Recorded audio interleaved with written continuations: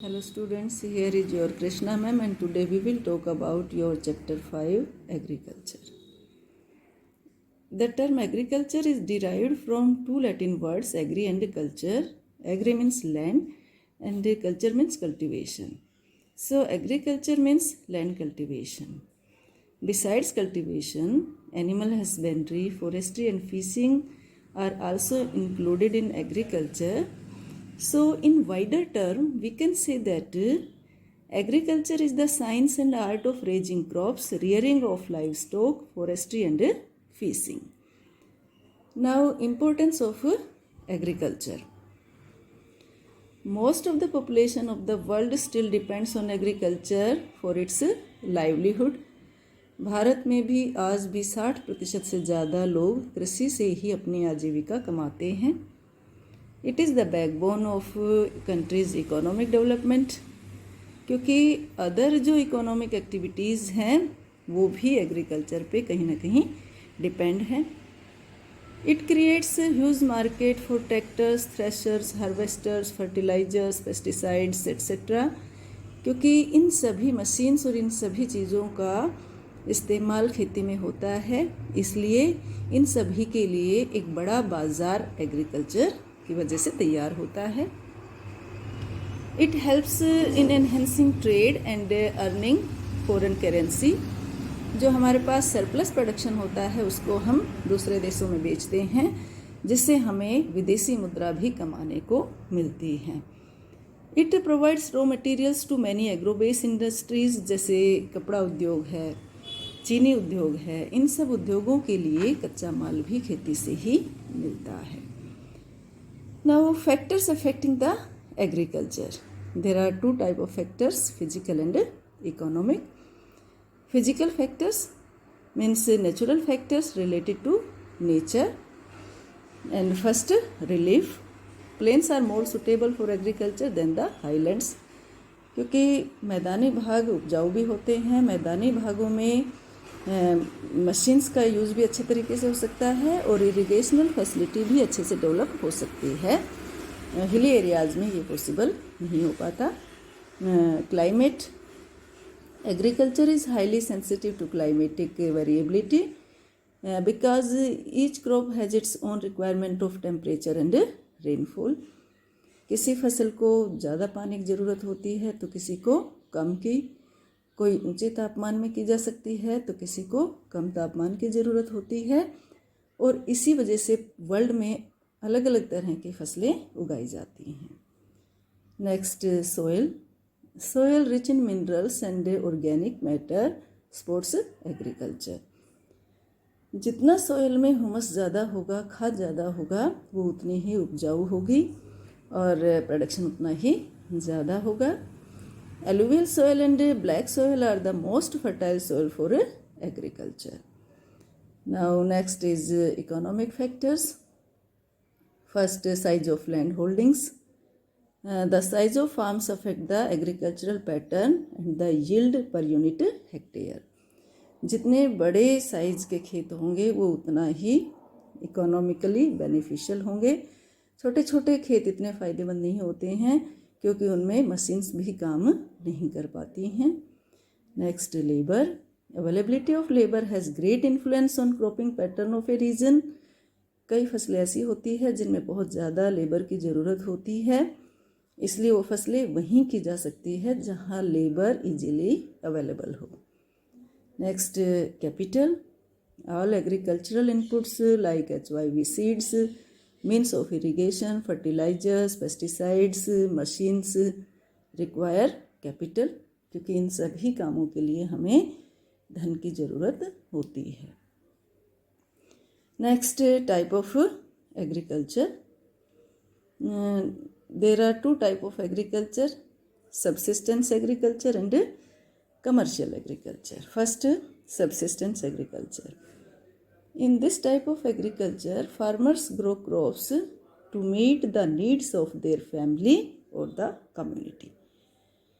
इस तरह की जो फसलें हैं वो सिर्फ गुजारे के लिए ही की जाती है.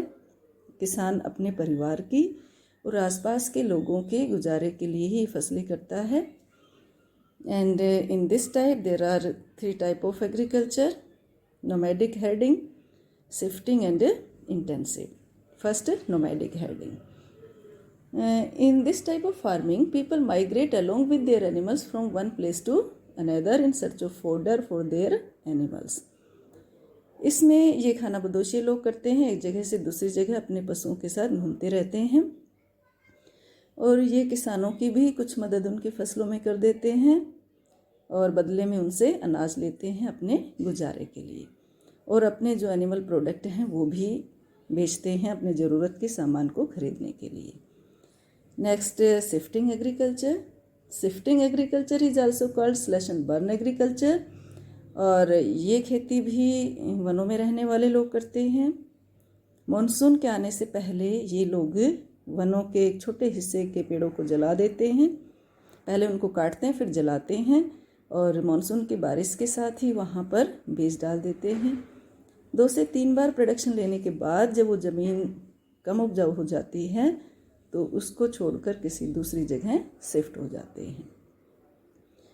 Next is intensive agriculture. This type of agriculture is done on these areas where population is high but farms are very small. जैसे भारत के किसानों के पास ही है, ज़मीनें बहुत ही कम होती है, छोटे छोटे खेत होते हैं और जनसंख्या ज़्यादा है, इसलिए उन्हीं छोटे छोटे खेतों से ज़्यादा प्रोडक्शन लेने की कोशिश की जाती है. इसी को इंटेंसिव एग्रीकल्चर कहा जाता है. Next is commercial agriculture. First, extensive agriculture. It is practiced in developed countries such as Australia, Canada, USA, etc. And agriculture is done on a large scale on big land holdings by using modern machines. इस तरह की खेती उन areas में होती है जहाँ ज़मीनें बहुत ज़्यादा होती है और पॉपुलेशन कम होती है. लोगों के पास बड़े बड़े फार्म होते हैं. एक किसान के पास 300 से 400 हेक्टेयर ज़मीनें होती हैं, और यहाँ मोस्टली जो काम है वो मशीन से किया जाता है, और जो प्रोडक्शन होता है वो नेशनल और मेनली इंटरनेशनल मार्केट में बेचने के लिए किया जाता है. Next is plantation. It is a very well organised system of agriculture where in a single crop farming is done. Under this system, benefit of single crop is obtained continuously for several years. यानी एक बार पौधा लगाया जाता है और सालों साल उससे प्रोडक्शन लिया जाता है, जैसे चाय के बागान, कहवा के बागान, फलों के बागान आदि. Next, livestock ranching. Livestock ranching is also a part of commercial agriculture. It is the commercial grazing of farm animals over an extensive area. यानी जहाँ पर बड़े बड़े फार्म होते हैं किसानों के पास, चरागाह काफ़ी होते हैं, और जहाँ बड़े स्तर पर पशु पाले जाते हैं, और livestock products such as meat, wool, skins are chiefly exported to different part of the world. Next is dairy farming, and it is a specialized form of agriculture for the large scale production of milk. इसमें milk और milk product को national और international market में बेचने के लिए किया जाता है. Next, major crops. On the basis of their use, major crops of the world are classified into cereals, fibre and beverage. Cereal crops means वो फसलें जिनका इस्तेमाल हम खाद्यान्न के रूप में करते हैं, जैसे चावल, गेहूँ. फाइबर क्रॉप्स वो फसलें जिनका उपयोग हम रेशे के रूप में करते हैं, जैसे cotton, jute.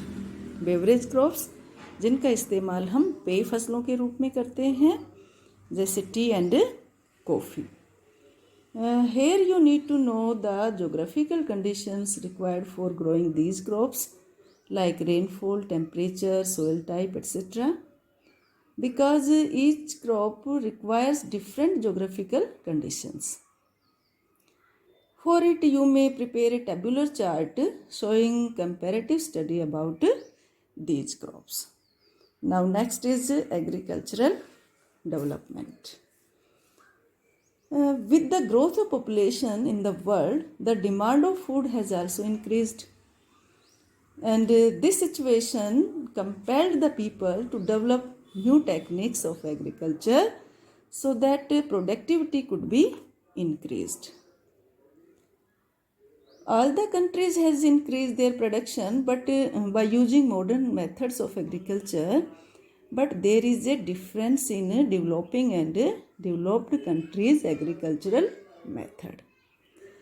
And here a comparative study of agricultural farms in the USA and India is showed. And first, size of farm. In USA, farms are very large, but yield per hectare is comparatively low. America में खेत लोगों के पास बड़े बड़े होते हैं, लेकिन per hectare अगर हम प्रोडक्शन देखें तो वो काफ़ी कम होता है. And in India, the farms are very small, but the per hectare yield is high. हमारे देश में किसानों के पास खेत छोटे होते हैं, लेकिन प्रति हेक्टेयर उत्पादन उनका यूएसए के कंपैरेटिव ज़्यादा होता है. Next, capital. In USA high capital investment is required, क्योंकि यहाँ मोस्टली जो काम है वो मशीन से होते हैं. But in India low capital investment is required, क्योंकि आज भी यहाँ साधारण तरीके से ही खेती की जाती है. Next, market.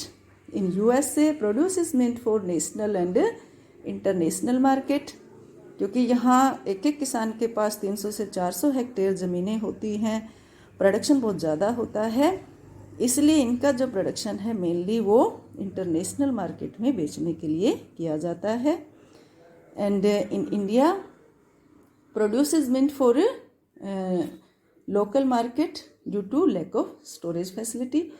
हमारे यहाँ किसान के पास स्टोरेज फैसिलिटी नहीं होती है, इसलिए वो अपना जो प्रोडक्शन है वो आसपास के एरियाज़ में ही बेचता है.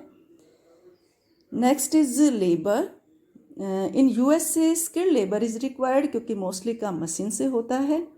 But in India unskilled labour is required, क्योंकि आज भी हम अपना ज़्यादातर काम मैनुअली ही करते हैं, पशुओं की मदद से करते हैं. And last is mechanisation. In USA, extensive use of tractors, combine harvesters are there, but in India, traditional methods are used. Bharat में आज भी परंपरागत तरीके से ही खेती की जाती है, मशीन्स का यूज़ काफ़ी कम होता है, लेकिन यूएसए में ज़्यादातर खेती के काम मशीन्स के हेल्प से ही किया जाता है. यहाँ तक कि फसलों की देखभाल के लिए यूएसए में कंप्यूटर का यूज़ किया जाता है. So this is all about your this chapter, beta. Goodbye, take care, and let me see in the next one.